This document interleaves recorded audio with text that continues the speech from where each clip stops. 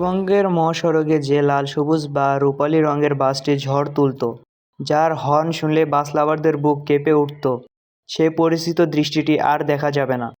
দীর্ঘ 11.5 বছরের গৌরবময় পথ চলার পর গত 7ই জুন 2026 থেকে চিরস্তরে বন্ধ হয়ে গেল Dhaka Rangpur route Ena transport service. Dhaka Rangpur রুটে অ্যানা মানেই ছিল এক ভরসার নাম।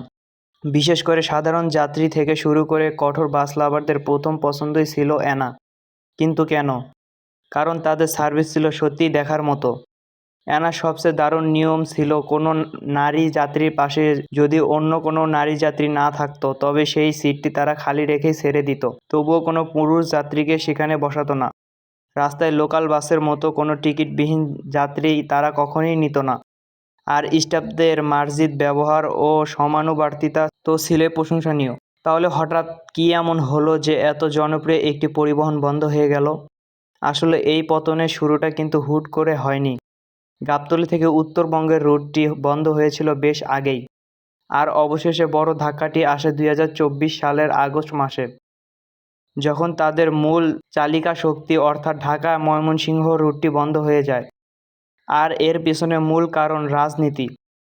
অ্যানা ট্রান্সপোর্টের কর্ণধার খন্দকার এনায়েতুল্লাহ সাবেক আওয়ামী লীগ সরকারের সাথে সরাসরি জড়িত ছিলেন।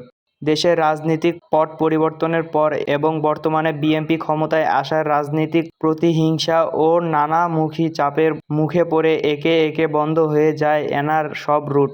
ব্যবসা আর রাজনীতি এক সুতায় গেঁথে যাওয়ায় এই নির্মম পরিণতি ভোগ করতে হচ্ছে এই প্রতিষ্ঠানটিকে। রাজনীতির মার পেছে মালিকপক্ষের কী হলো সেটা বড় কথা নয়, কিন্তু সাধারণ যাত্রী এবং লাখো বাস লাভারদের মনে অ্যানা যে জায়গা করে নিয়েছিল তা সহজে ভোলার নয়। উত্তরবঙ্গের হাইওয়েতে অ্যানার সেই চিরচেনা গর্জন কেবলই স্মৃতি। Miss you Ena transport. আপনাদের কি অ্যানা ট্রান্সপোর্টে ভ্রমণের কোনো দারুণ স্মৃতি আছে? কমেন্ট করে আমাদের জানান। ভিডিওটি যদি ভালো লাগে শেয়ার করতে ভুলবেন না। ধন্যবাদ।